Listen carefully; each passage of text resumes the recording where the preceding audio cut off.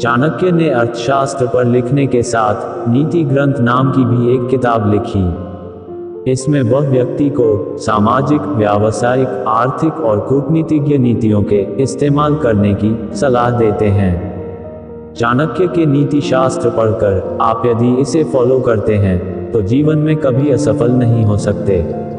चाणक्य कहते हैं कि घर की तरक्की उस घर के मुखिया पर निर्भर करती है।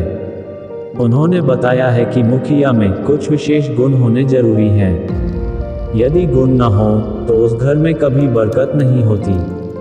आचार्य चाणक्य कहते हैं कि अगर किसी राज्य का राजा मजबूत है तो कोई भी उसे और उसके राज्य को नुकसान नहीं पहुंचा सकता है। इसी तरह अगर किसी घर का मुखिया मजबूत है तो कोई भी व्यक्ति उसके परिवार के सदस्यों को परेशानी में नहीं डाल सकता है। तो आइए जानते हैं घर में मुखिया में कौन कौन से गुण होने चाहिए।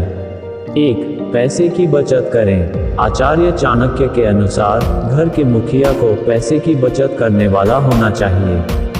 मुखिया की जिम्मेदारी बनती है कि वह पैसे की बचत करे ताकि भविष्य में जरूरत के समय किसी के आगे हाथ न फैलाना पड़े।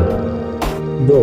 सबको साथ लेकर चलें। चाणक्य कहते हैं कि कोई परिवार तभी तरक्की करता है जब घर का मुखिया अपने लिए गए निर्णय पर अडिग रहे। सबको साथ लेकर चलें, सभी के हित में फैसला करें। वह घर का माहौल अनुशासित रखे। 3. खर्च पर रखे कंट्रोल। आचार्य चाणक्य ने अपने नीति शास्त्र में लिखा है, घर के मुखिया की जिम्मेदारी है कि वह घर के खर्च को आय के हिसाब से करे। खर्च पर नियंत्रण रखे। अगर घर का मुखिया खर्च नियंत्रित नहीं कर पाता है तो परिवार को आर्थिक संकट झेलना पड़ेगा। 4.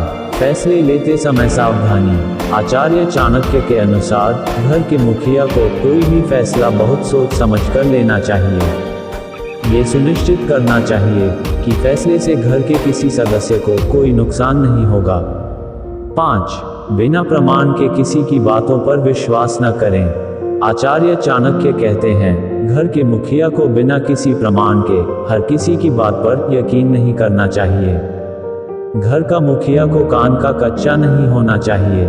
यदि घर में परिवार के सदस्यों में कोई मनमुटाव चल रहा है तो दोनों पक्षों की बात अच्छी तरह सुने और फिर अपना फैसला सुनाएं।